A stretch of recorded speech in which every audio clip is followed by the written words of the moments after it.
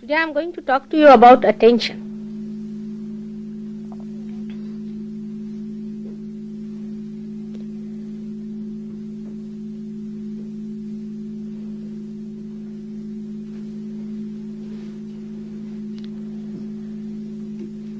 What is attention?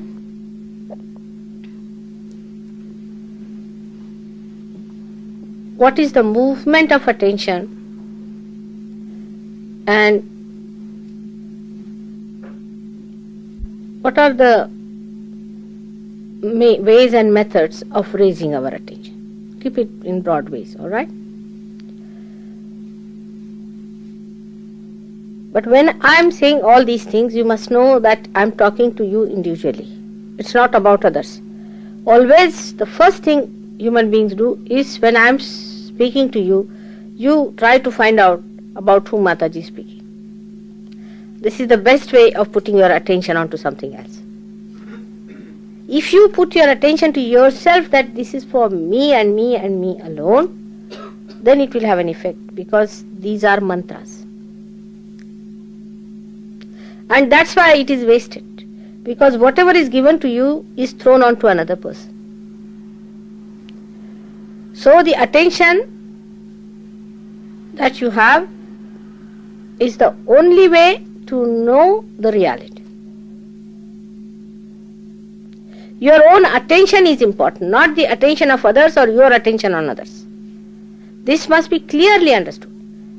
If you understand this point, that the whole thing is to be consumed by you through your attention to raise yourself to a higher situation, it will work out. Otherwise it is like giving food to you and going to another person who is getting nourished while you are getting nothing. And that person also may not be able to get nourished because he doesn't know that you are throwing it to that person. So today, as I am going to speak to you about attention, you should know that your attention should absorb all that I am saying. It is not meant for anybody else. You better sit in thoughtless awareness. That's the best way, so that it goes into you. Otherwise it's like a lecture, that you listen to me has no effect. Every lecture will transform you, because after all I am speaking. But because you always think of others and you think of your problems all the time, something nonsensical is going on about which you are worried, and the attention is so overloaded that whatever is said to you doesn't go into you. So just now utilize it by being attentive and knowing that all these nonsensical things have no value. It's your attention that has to come up and has to grow.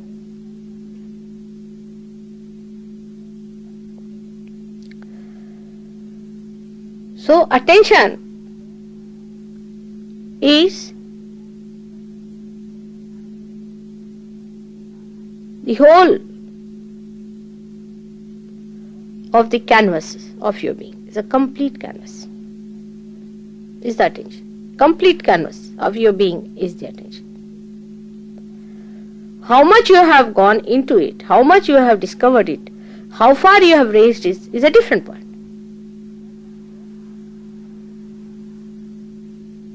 Attention is chitta, and God is attention. How far your attention has been enlightened is a different point. But your attention is God.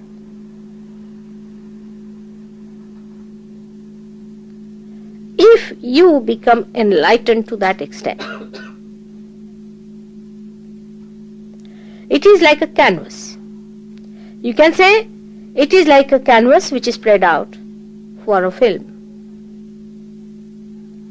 Whatever aptitudes, or you can say the drags or movements of your attention has, shows on that canvas. I don't know what is the word for vritti in English language. It's not aptitude, but a person gets prone to, or his attention is dragged to. I don't know, there's a word like that for in English language, vritti. Can you suggest any word? So, our attention is just a pure, completely pure canvas, and is acted upon by the three gunas we have to begin with. And the three gunas come to you, as you know, one from your past, one from your future sense, and one from the present.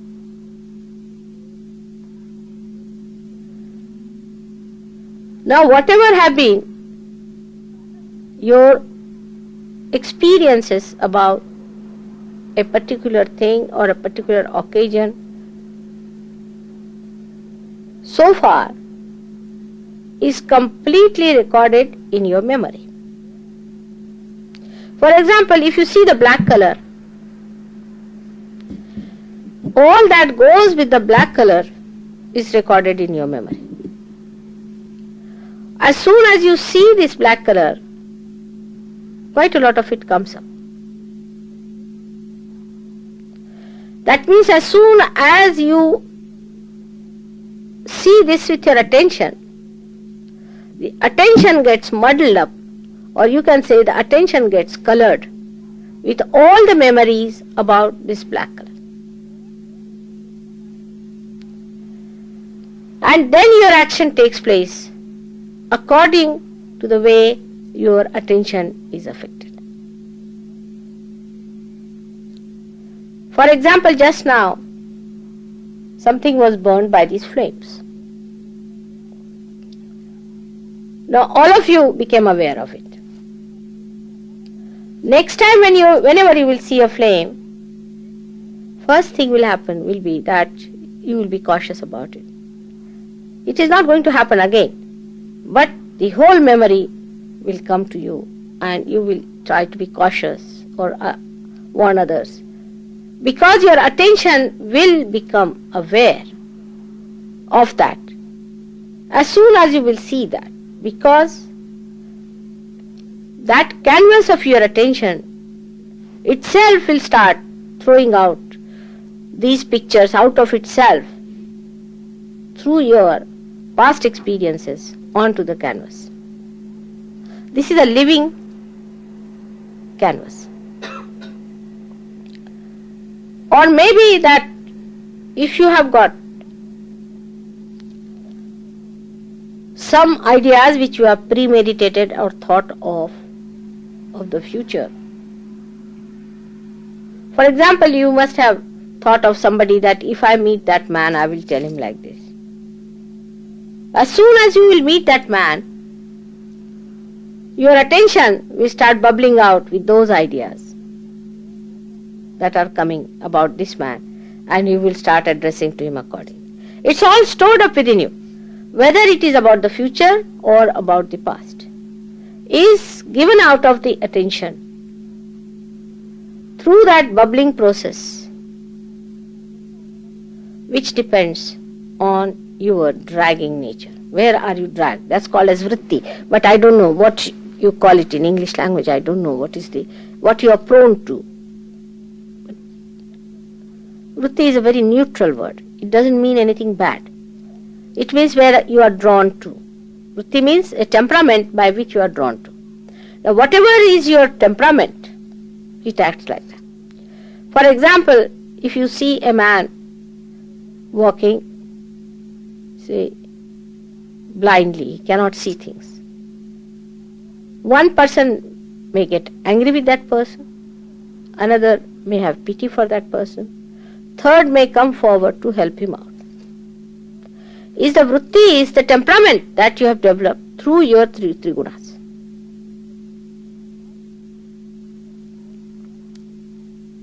That's why this attention becomes identified with you. And when you are identified with this, your vritti, your temperaments,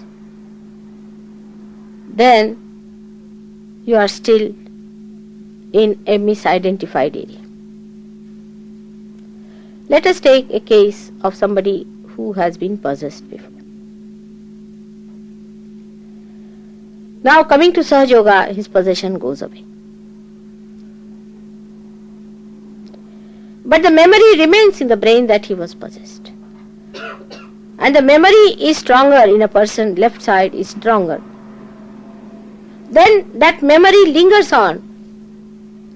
And as soon as that person comes in contact with anyone which has got something to do with the past possession, it clicks. And the whole thing starts coming into you, bubbling out, and you think you are again possessed. It is the memory which gives you, it's a myth. It's the memory that tells you, oh, you are again possessed.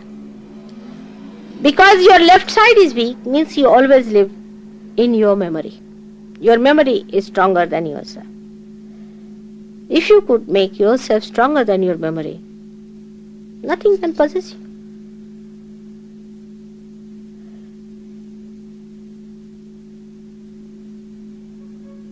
But after you get your realization, you are not still identified with that state of mind in which you see your ego and superego as myths.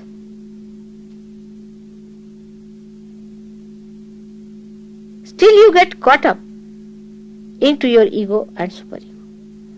And that's why your attention is still in a mess. In a pure, simple way of attention in an innocent child, he sees everything in pratyaksha, means in actual experiencing of something for a child, because he has no memory. So he'll have to burn his hand to feel that this burns. He has to touch something cold to know that it is cold. His memory is not yet built. So into the actual experiencing of it, he lives. But that actual experiencing becomes memory. And once the memory is built up stronger, the whole personality is affected by memory. All the conditioning of all kinds come through that. Your reading, even the whole atmosphere can come to you. You see, sometimes you smell a particular soap, or say a rose, you smell it. And all the memories of smelling such a rose sometimes comes to you, and you may feel really elated sometimes, maybe sometimes very unhappy, whatever may be the situation. So you may feel happy or unhappy, because whatever experiences you have had has given you a memory. This memory might have given you a superego or might have given you a ego. This scanning might have taken place. If it has been a ego and a superego, then maybe that if it was ego, you must have felt happy. If it is satisfying to your ego, you feel very happy. If it is not, if it is superego, if you are suppressed by this, then you feel very unhappy. So both things like happiness or unhappiness are the states where you are still in the myth. Still the myth exists. You have to still go beyond.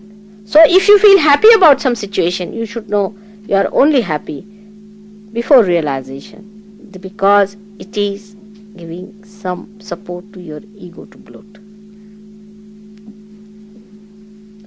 And if you are unhappy, then you should know that there is some sort of a suppression on your ego and there is a superego developing. So both the situations have been of no help to you.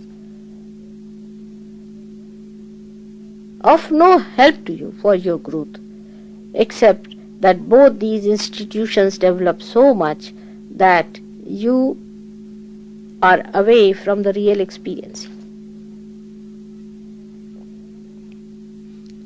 The real experiencing stops because your attention is so much muddled up.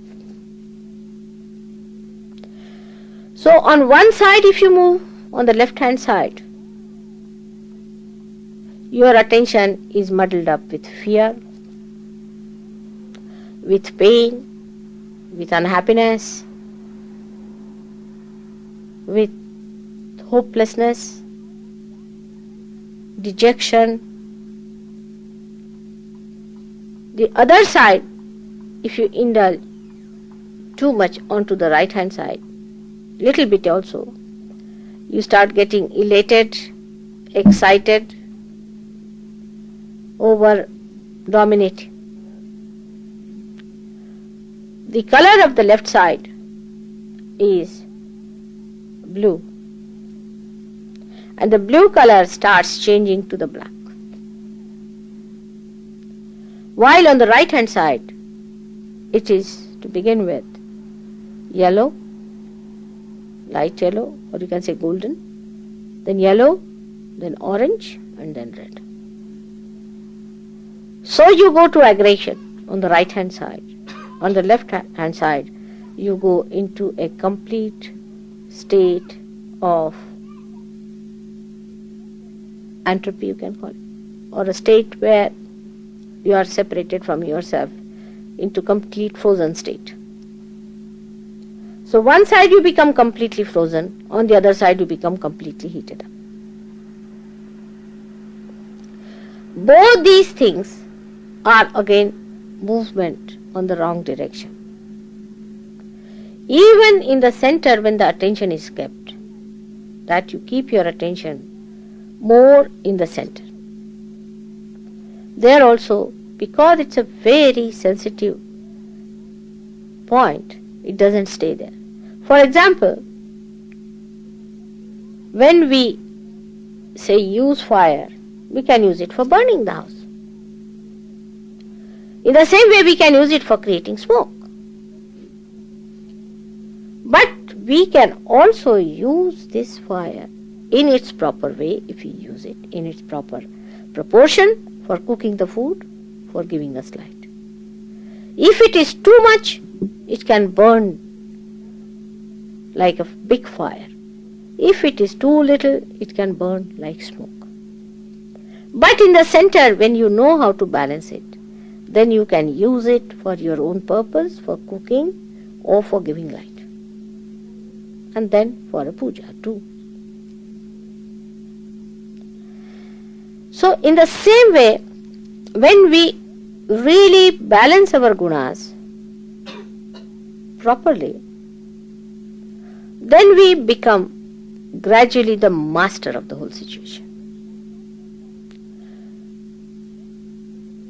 The attention doesn't get dragged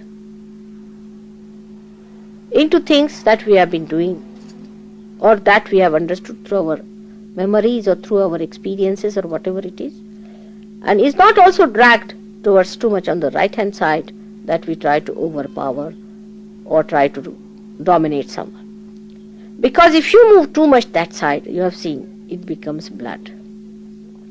It is difficult for people to understand how, when people become very religious minded, like now Iran, the movement is on the right, all the austerities, all that, everything, now bloodshed. Christians also did the same. Brahmins did the same in India.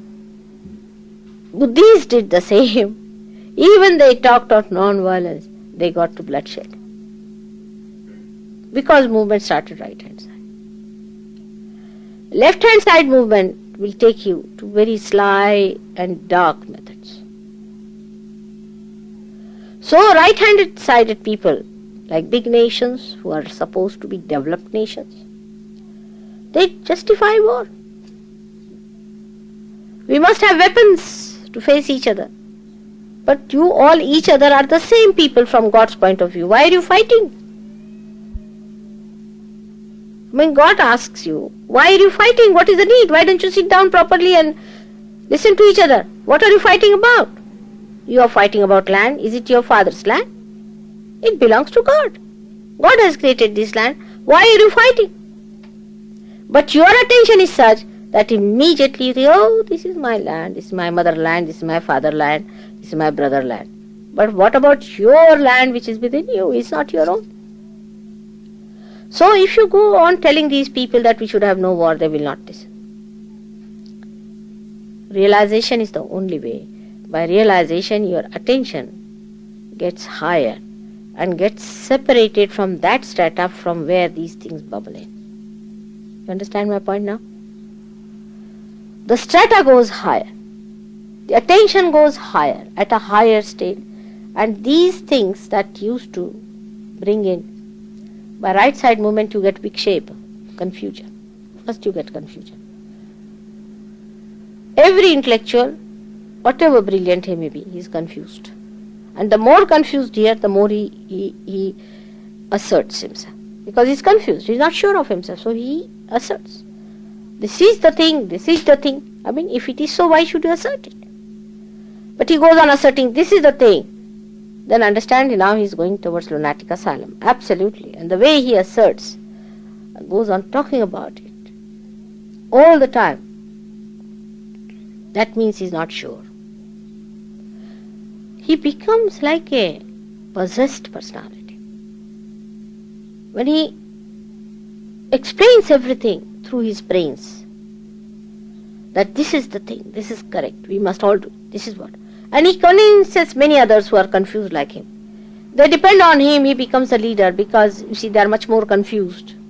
And they find somebody who is not so much confused outwardly, they stick on to him. And all of them get to war or some sort of a bloodshed or some sort of, they want to see blood.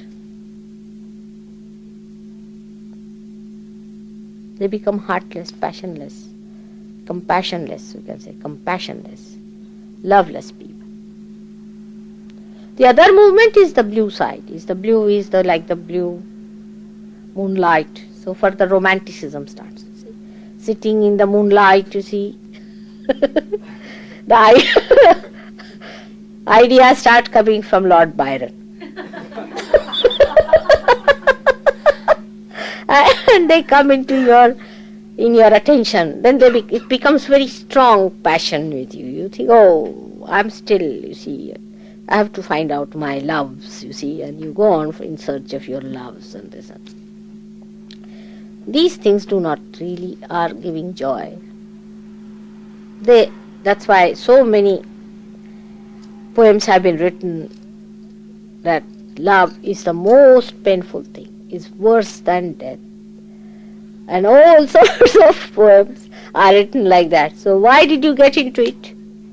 I mean, it's already written down, books after books, still why do you get into it? You are already warned about it, that don't go after love. Love is deception, love is this, that, it is very temporary, it is for the little while you get that. By chance, if somebody could stop at a point by marrying somebody who is sweet enough and realize that love and marriage and all these things are in the center, are like the fire in the kitchen, are like the fire in the temple,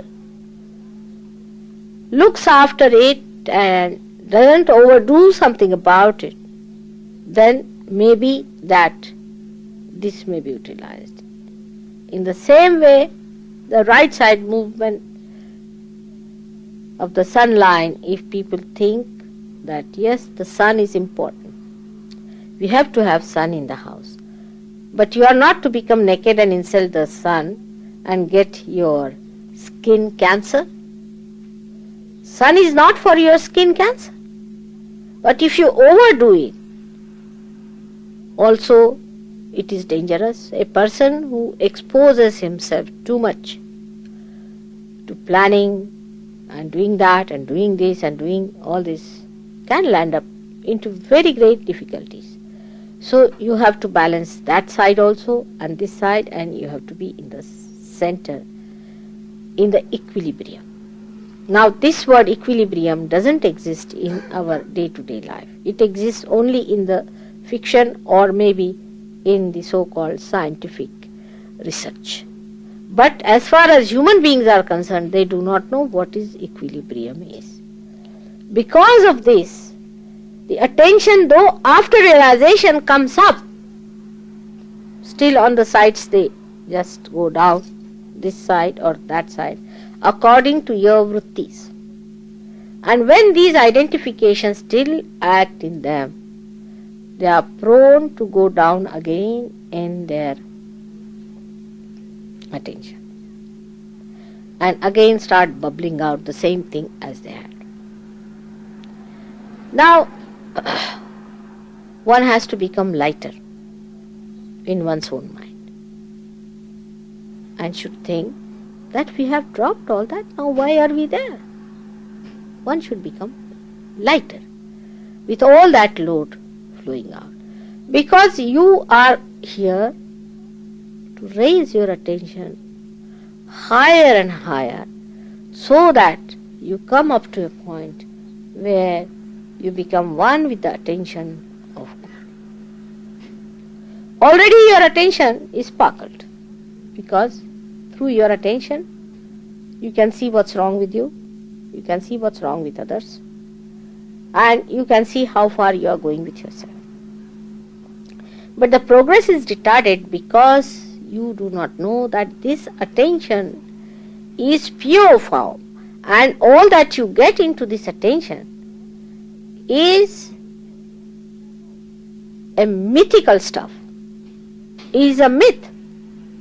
If you drop this myth gradually, treat everything as a myth and not depend on becoming unhappy or happy, just seeing the thing, your attention will take a flight and it will be at a much higher level residing there. Instead of that, every moment you go this way or that way. You see, it goes on like that. And the movement upward is much less. Even in Sattva Guna, when you rise, you can go much worse in that condition also. For example, if you say that I am trying to be Sattva Guni, in Sattva Guni it is that you start seeing everything, discriminating through your understanding, not through vibrations, through understanding. Oh, should we not somehow or other take out our attention from here? Should we not give up this? Should we be charitable? Should we go and serve the people? There are people who think, oh, we're going to do something great, like your Salvation Army. See, let them be salvaged by themselves. I don't know what salvation they are going to be. So these ideas I'm saying, of Sattva Guna can also immobilize you and can really freeze you down once for all. And that also can work in you in such a sly manner, or we can say in such a secretive manner that you won't feel it. All these ideas of helping others, being charitable, let's have a charity association, finished. Once you work in the charity association, your attention is finished there. But if your attention goes higher, say my attention is, I am only nothing but charity. I mean, what am I? It just flows. You just become the charity. So the difference between a person who is a realized and a not realized is this, that the attention which was giving myth as reality to you is gone now, is gone higher. It can see that it is myth. Attention can clearly see that it is myth, and you can see that yourself, and you can remove yourself from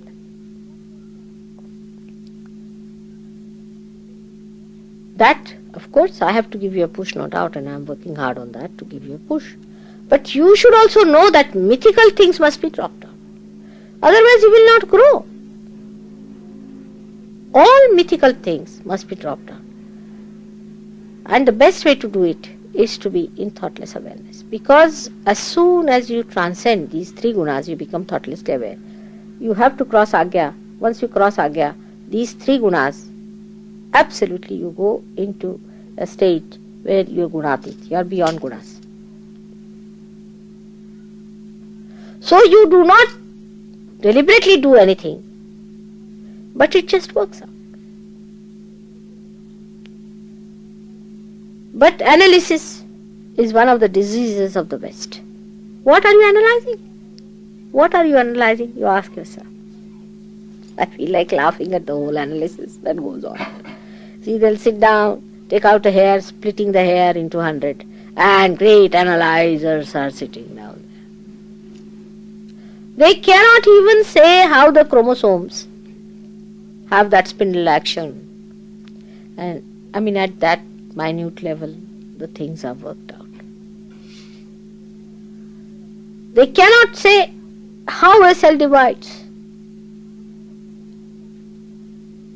What are they analyzing sitting down here? Now they have analyzed for a purpose, also done for God. Through their analysis, now my things are recorded. Through their analysis, I can go to the TV if they allow me any time. Because of analysis doesn't fit into me, they won't allow, they may not. It might be expedited. But say, for example, if you had not discovered these things, for example, take it like that, and the science was not discovered, your attention would have been at least better off. Because of science, your attention is also very much in confusion. So I don't know which one to praise, whether the science or the primitiveness. See, when you raised yourself to science also, you got to another extreme as usual. Till you burnt out your complete attention, you were not satisfied. If you had kept your balance in science also, it would have helped. But the balance was lost there. Give anything to human beings and they know how to make the worse out of it. They'll go to the extreme. You give them a horse, they cannot go ordinary trotting or galloping. They must have a double gallop till they fall and die. Everything, you see, they just are on the run all the time. So first thing is needed is to steady down yourself and tell yourself that now all these mythical things I am not going to allow to come to my attention. All these things are nothing but myths, but you are giving too much importance to myths. You are taking them so seriously. They are just mythical. Now, when you are realized, now you laugh at people who just go mad over a moonlit night. Alright? But ask the fellow who is doing that. He'll say you are heartless. You have no feelings. He'll give you a big poetry out of it. You go and see any one of these people who are riding a high horse, who are at the helm of affairs, and you will feel like laughing at them. But they will sing that you are useless, you are doing no work, you are good for nothing, you are just wasters. So now for you, because you are enlightened now, is to understand that our attention has to move higher and higher, at a higher space. Now actually what has happened in realization? Your Kundalini has risen and has come up. Just like you can say a small thin hair, one hair, say, and that has broken your sastra. And now the grace is flowing into it. But it's a very small movement that has taken place, of course, which is a very difficult movement, no doubt, but it has taken place. Now, you have not expanded like this. Your chakras are only pierced in the center. But the rest of the attention is still intact. Actually, it is so intact that you don't even feel that it is pierced. Now you have to expand that. Open it out so that more strands of Kundalini can rise. And your attention, which is in these centers, expands. By expansion, it drives out all that is mythical on the sides. On every center, we have our attention, which is being enlightened in the center through this light passing through. But light is too small for the darkness that you have collected. Especially for people of the West, I would say your confusions, you must get rid of them. But still you identify, because if I ask you anything, how are you? Means what? Means you are still confused. Alright? Confusion should go. One confusion was there, that this is realization or not. I hope that's over now with you people. At least now you believe it is self-realization. I had to tell people, no, I are self-realized now. You are. Still they would jump up like Jack in the box. You see, they'll say, no, we are not mother. How do you say this is realization? We expect this out of realization, that out of realization. That will be flying out of the door if you are realized, or something nonsensical like that. Thank God, these ideas have gone away. But when we are realized, there is light that has come in us. We have to grow it only by separating our attention from the myths. It is all mythical. I also play with you, because unless and until you are sure, I am not going to give you a wrong idea about yourself. I want to see how far still your attention is moving. And I know. Still you are not sure. Still you are not sure of yourself. That's why the confidence is not there. First of all, you have to learn how to drive. Then you are tested. There will be 5 stones put together. The distance will be only that hardly a car can pass through, and the fellow will say you bring it zigzag, and you cannot do it. Why? That's how he makes you a master. The mastery of your attention will come when you will start seeing that it is all a myth. That upsets you. It's all a myth that upsets you. Just throw it away. Just throw it away and understand that you are the eternal attention. That you are the eternal life. That only thing that keeps you away from it is ignorance. And the ignorance is too simple to understand, that you have accepted myth as truth. Just drop it. It's all myth. You'll be amazed how your attention will rise. And you will see all these nonsensical things which used to frighten you or to elate you will drop out, and you will just smile at it. And then only you are going to enjoy yourself fully, because your attention will be completely drenched into the bliss of self. I am saying you will, I say you are already drenched into that bliss. Keep it up. Now, how to do it? Actually, in every day-to-day life. How to kill the memory of the past? To kill the memory of the past is to have new memories. You must remember when you got your first realization. Always think of it. Whenever any such memory comes to you, you try to think how you got your realization. Any memory that is troublesome or even so-called elating, you just try to remember how realization has come to you. When you feel aggressive about something or angry something, just try to remember how you felt the joy of surrendering.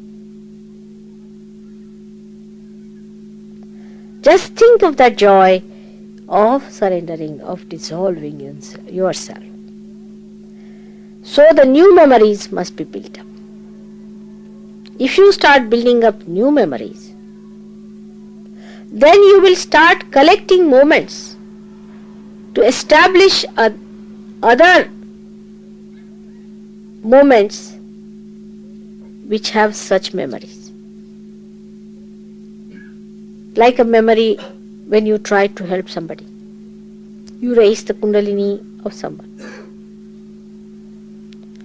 Now the problem would be when you will be raising the kundalini of others, you will be in thoughtless awareness. There won't be any thought. And thought is the only thing which impresses. But that time you can record the joy of raising the kundalini. If you could record the joy of raising the kundalini of others, you will feel a new wealth of these beautiful moments will be accumulated. And all those moments which were giving you confusion or fear or so-called unhappiness and happiness will drop. And pure joy will remain. Because now most of the experiences you have had are more of joy. Joy has no thoughts. It's just an experience, a pratyaksha. That's why I said you keep your eyes open. I hope you will understand what I mean by that. May God bless you.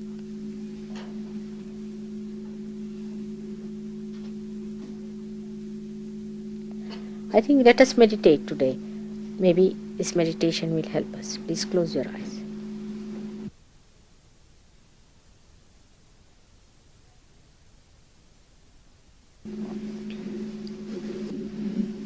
All of you, your these things, put it on the fire. There, Douglas, take these things, and take them on the fire.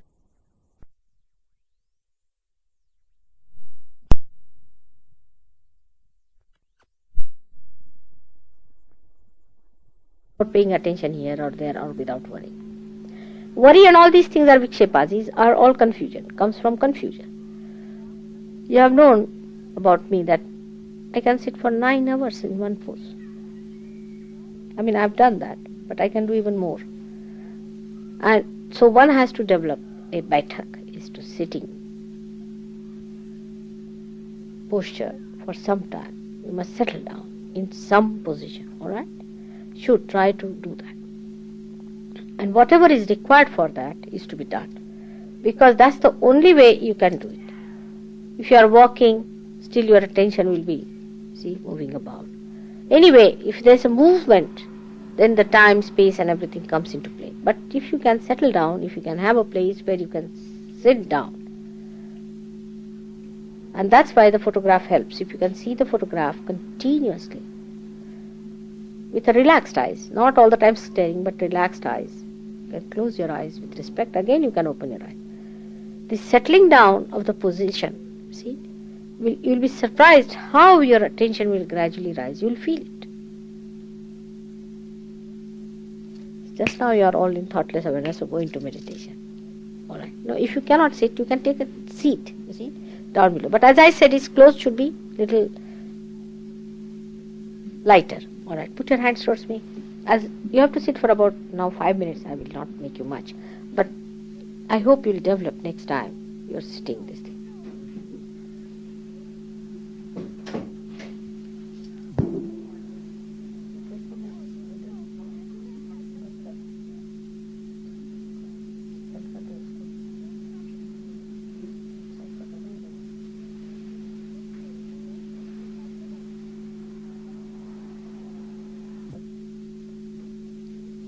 expressionless.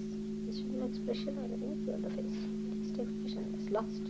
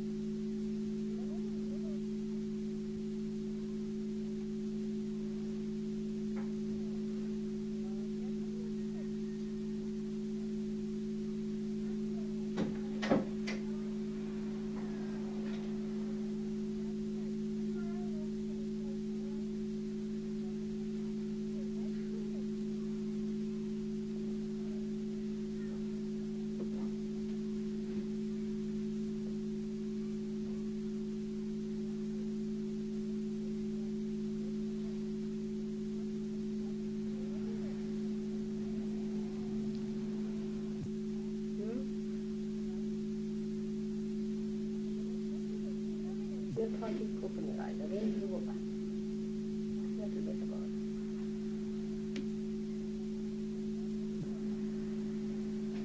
Right hand on the heart, I think we have right hand on the heart. Now do it with your heart. Do it with your heart. Right hand on the heart.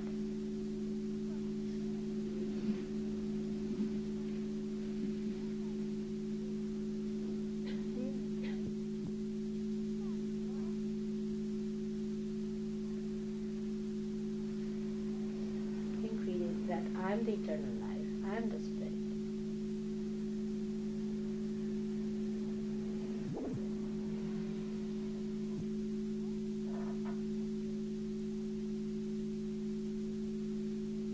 Even.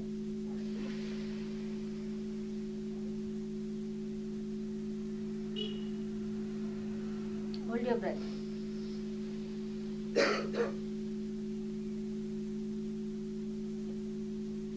Give it.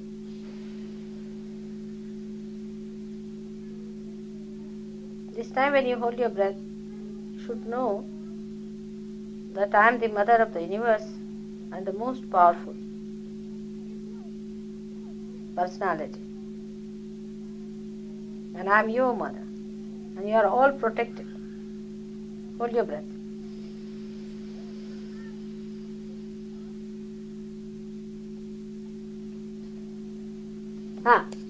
David.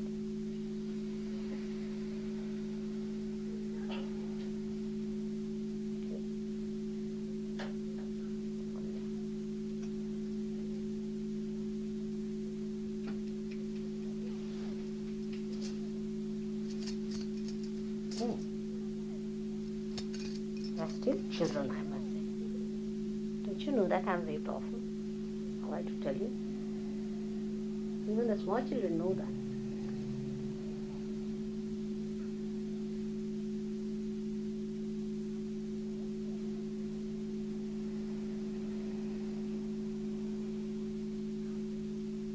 Alright?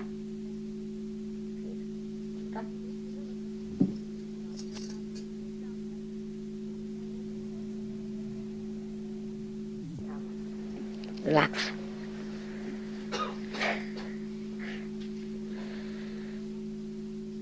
Let's have some music and something. Now, any questions? Anywhere? Could you explain the difference between joy and happiness? Joy and? Joy and happiness. Oh, very simple, you know. Joy doesn't have a double thing like happiness and unhappiness. Joy is absolute. It is thoughtless. It's fulfillment. Happiness is always shadowed by unhappiness. It's the double coin stuff.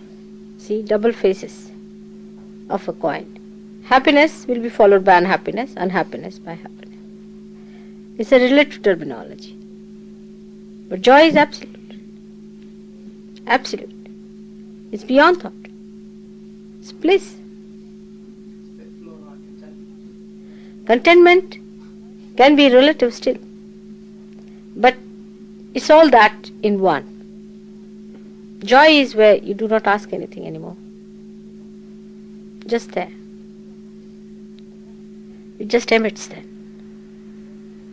Just emits. You don't want anything, just goes, overflowing. It has nothing to do with your rationality. Cannot be perceived through a rationality. Beyond, you just feel it. Yes, Jeremy? Why do we dream? Huh? What makes us dream? Dreams.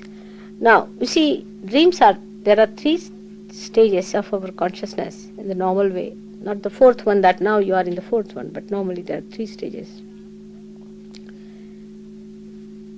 And the 3rd stage is called as Sushupti, where you are in a stage where you are deep asleep, you see. That time you come in contact with the unconscious. Unconscious actually enters your attention, and you start getting the information from that. But a person who is not yet realized is not quite awake in that state, in the sense that whatever he records gets again clouded when he is coming back through those stages of. He comes through subconscious areas. You see, lots of areas. You can say that he comes out of all the subconscious areas that he has got within him and the supraconscious areas within him. And then he comes to conscious mind. So lots of things cloud it, you see, like covered it.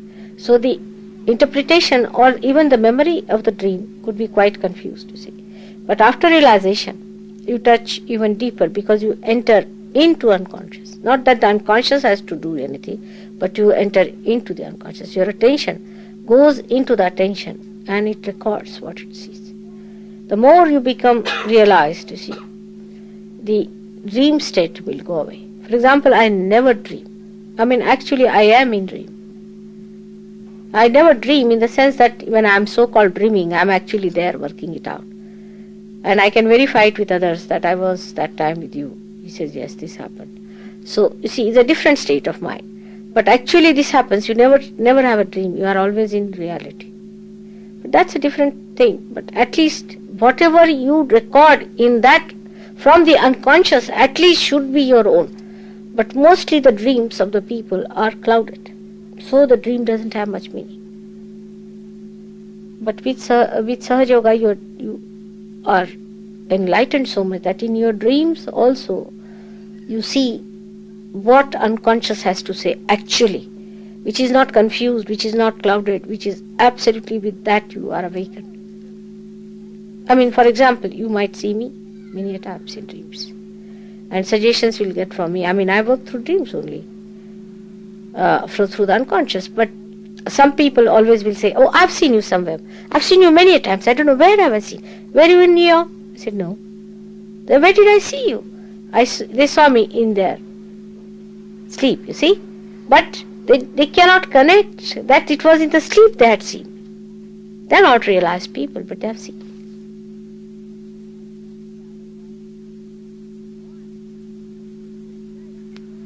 You give people realization in their sleep? No. I do not want to even give a realization to people when they are not facing me, either my photograph or Sahaja Yogis. That should not be. Because recognition is the only point in Sahaja Yoga. Modern Sahaja Yoga is only going to work out if you recognize me. If you do not recognize me, it's not going to work out. This is the only way, this is the only key. Because so far you have never recognized. Only on recognition all your past things will be forgiven, everything will be done. But if you refuse to recognize me or you go slow with it, your progress will be slow. Which I have told you very frankly, though it's rather embarrassing job, but I have to tell you, this is a fact. So in dream you cannot give realization. But in dream you might see the situation in which you will be giving thing, how you should give. Your solutions will be suggested to you, how to approach a particular person. But you cannot give realization to anyone. They have to know that they have got realization through Mataji Nirmala Devi. As it is, when you give them realization, they have no value. If they don't know me, they will have no value.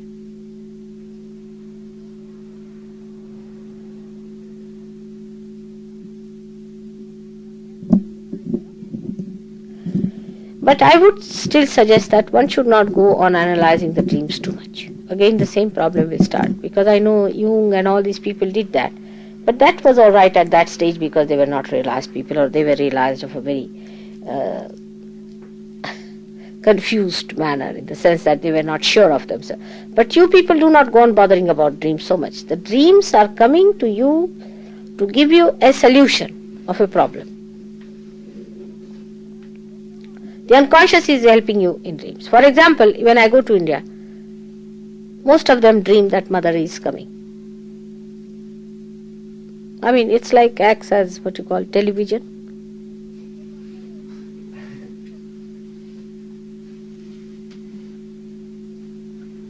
I dreamt of you after the first time I came here. Beg pardon? I dreamt of you after the first time I came After you came here, not before. here. No. But there are people who have come to me because they dreamt about me also. Now that's a good thing. To dream about me means you've gone very deep. You see, the verification comes here. When I was here, you put your hand over his eye. When I dreamt about it, it was as though something was pulled out. It was like a crystal. Yes. And this fell on the floor, and it sort of grew legs and ran away. Huh? What happened, you felt?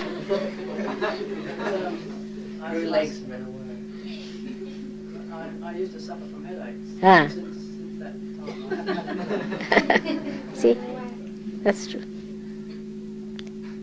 That's true. I mean, actually it is done like that. I'll tell you an example, a very concrete example of this. One man who used to come to Sahaja Yoga and was very deep into it. One day, he was, you see, some of the Rajneesh's disciples wanted to sort of harm him. So they called him and they said, I will offer you a pan, you see, that we eat and all that. And they really mesmerized him and gave him a pan. He ate the pan and all that. That was after the program, say about 10:30 or so, he ate the pan and he went into his subconscious areas. But he was coming to consciousness a little bit, and then they took him in the taxi and beat him. But they could not beat. See, he could see that they used to come and beat him and their hands were held by somebody. He could not feel the beating on him at all. And he used to come to consciousness, again unconscious, and then he became absolutely conscious. You see. He saw them beating him and they said they were getting the pain as if beaten, but he was never beaten up. And then they left him in one place.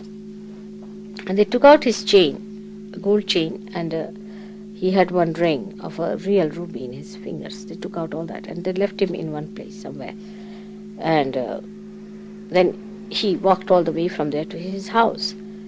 So I saw all this happening to him, and that I was trying to slap back these people and all that. I saw all that, I was doing it. You see. So early in the morning I got up at 6 o'clock. I telephoned to his house and I said that, how is he now? His wife said, he came very late. I mean, he came really in the morning time, about 5 o'clock. And now he's sleeping. I said, let him sleep. He has had a very bad time last night. And he suffered a lot, and these Rajneesh people have troubled him a lot. I told her. She was quite surprised, you see. She didn't know all these things when he got up. She asked, where did you go? And then she told all the story about it. Then he telephoned to me, said, Mother, you were there to save me. I said, all right. I told him, but I don't tell you, see. But that day I just wanted to find out. Then she said that I've lost my ring, which was given to me by my father, and I really feel sad about it. So I said, all right, you'll find it. Both the things, you are going to get it.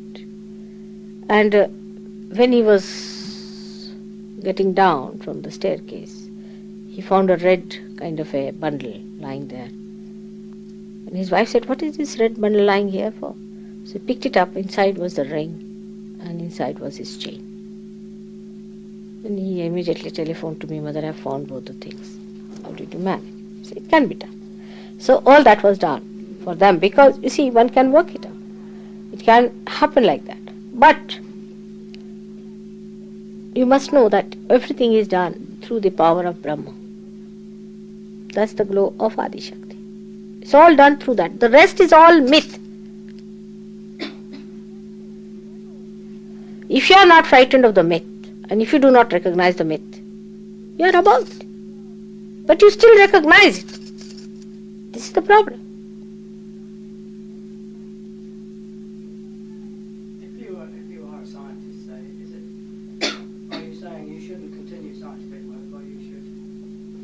No. If you are a scientist, see, you are a scientist, then what, after realizing, what you should do is to bring science and realization together. You can explain science and realization together. You have to explain realization through scientific method. This should be your effort. A new direction, because you have found out that you have realized, you have found out that there is all pervading power. Now if you can put it in the scientific language, you can talk to them. So that knowledge is not wasted. Supposing you are a geologist, you can explain many things of geology which you have not explained so far through science, through realization. So you give actually the science its fulfillment itself. There are so many questions they cannot answer.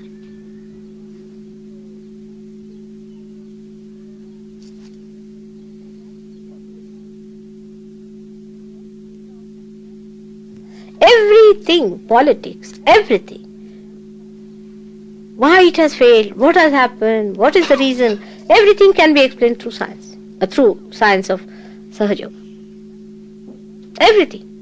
Why it works out, why it doesn't work out, what's the thing, what is the failure is due to, everything can be explained. Human behavior, everything. So use your knowledge to enlighten the knowledge which is covered with ignorance.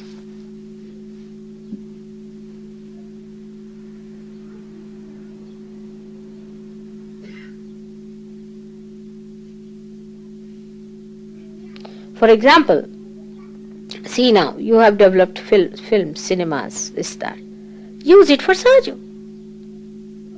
How can you use it for Sahaja Yoga? We should try to find out ways and methods.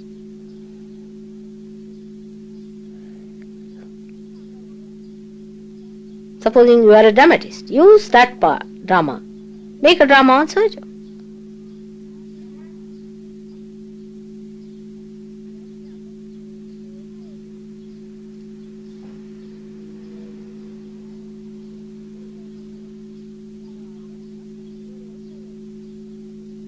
Put your mind to that and you can do it. For example, somebody is doing, say, a course in journalism. Then he should use his journalism to propagate Sahaja Yoga.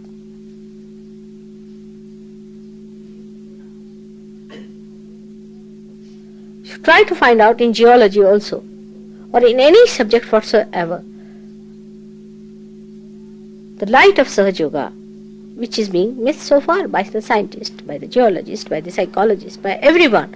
Because it's all a science which is secluded, which is in darkness, which has no connection with the whole.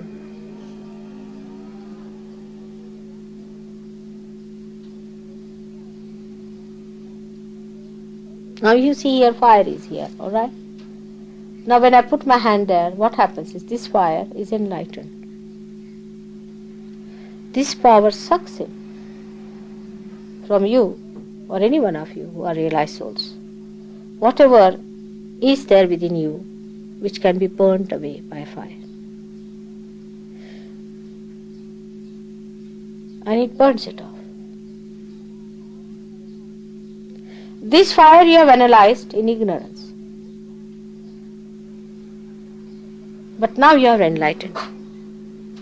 I gave realization in India to some scientists who were working on the agriculture.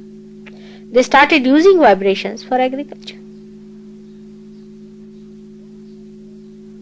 And they were surprised that they could produce 10 times more yield. I mean, you can see the difference between the different types of things that are being produced. And they are doing tremendous work on that. They'll be publishing papers and things, and they are doing that.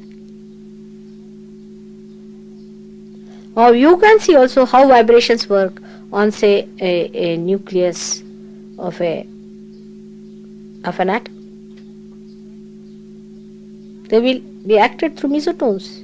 If you see that, mesotones will immediately react to it because they are arbitrary. And you will be amazed you can handle them and maneuver them through your vibrations. If you see them under microscope. If you want to go into it, you can go it. Because, you see, first of all, we have to convince these horrible people. But else could be. Give up everything else and just accept it. Be within it. We are curing people without any science with us. We are curing mad people without any science. After all, everything is for the betterment of human beings. We are improving food problem. We are improving even material problem. Everybody has got better. Lakshmi Tattva is improved in them. All these things can be done. And scientists can show that science taken to extreme can take to destruction. It is not related to the whole. If you move in one direction, you see, a linear movement, it just coils back and comes back to you only. But if you are related to the whole, then you know how to balance it. You see, otherwise the nose starts growing or the ear starts, it's malignant. The growth of science, the modern science is malignant. It is malignant.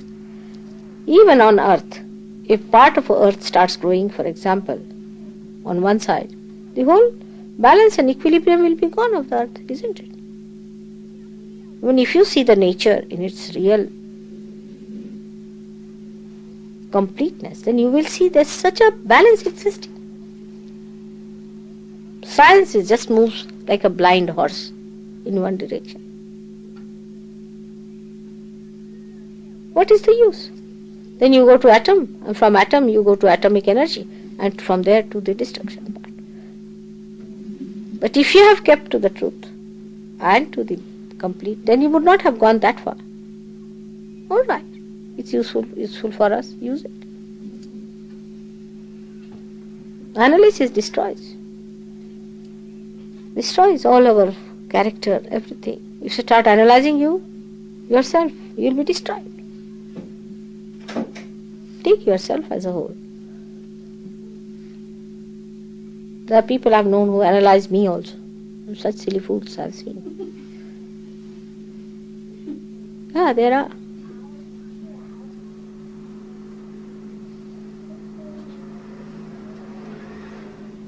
It's so fantastic the way human beings go about with their small little brain.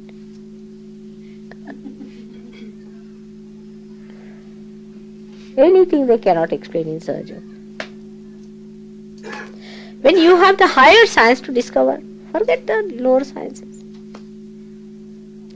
When you were a frog, you are only worried about the well where you lived. But now today you are a human being, you are worried about other things. Now you become a superhuman being. You should be worried about higher sciences. What have you achieved through science? We can achieve in a second through surgery.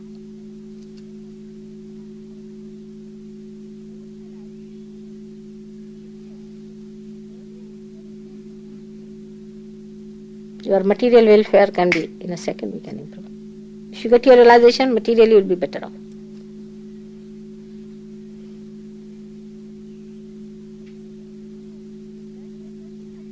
Most of the people they declare as coma and dead, or lunatic and gone cases.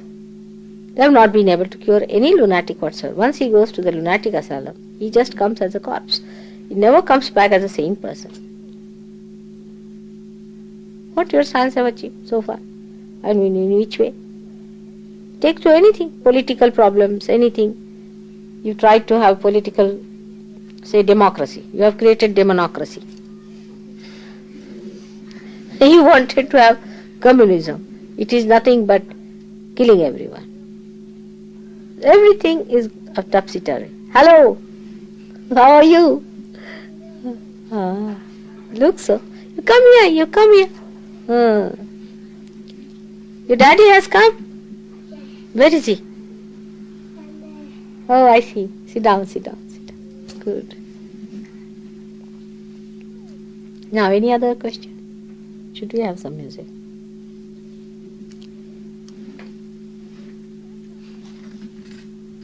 What is the true meaning of your name, Sri Bhagavati? I've seen several different translations of the name. You see, Entirely different from each other. Bhaga. Bhaga means 6 things altogether. They are the 6 attributes of God. And Bhagavati is the power of God. That's why she's called as that. 6 basic attributes of God.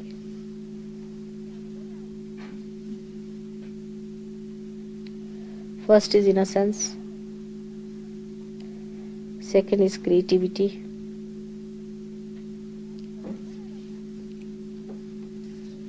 Third is palan.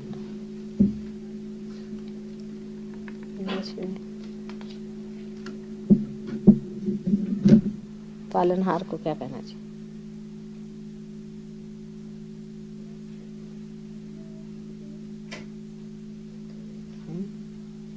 शब्द नहीं है. Fatherliness you can say, but is the one which nourishes, which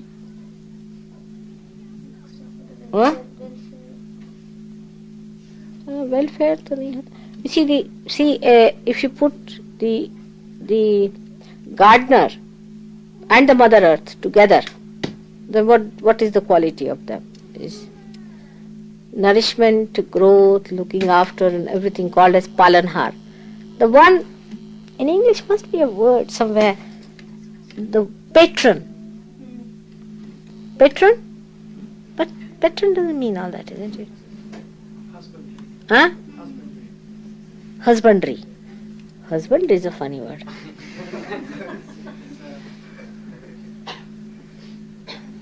Term applied to Something like that. people looking after things. Paternal, mother. Huh? Paternal. But it is also maternal, you see.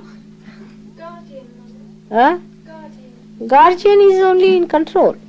See, all these things put together is called as palanhar. The one. Sustainer. Sustenance is also there.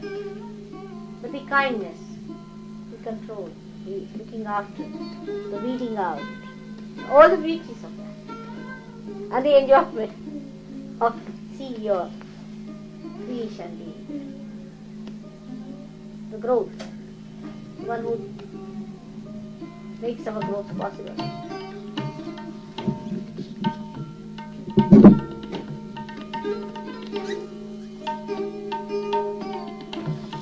Then he is almighty.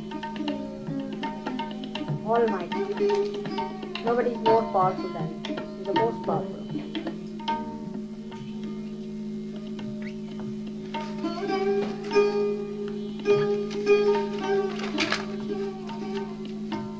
And he is the encompasser. He encompasses everything. He is all pervading. And he knows it. Sarvagya. He knows everything. Omnipotent. Omniscient. This is Bhagavan. And Bhagavati is the power of God. Without Bhagavati, God has no meaning. It's like moon and moonlight. It's like sun and sunlight. You cannot differentiate. They are just one and same. Is Bhagavati the same as Shakti then? Adi Shakti is the same as Bhagavati. She is called by many names. One of them is Nirmala also.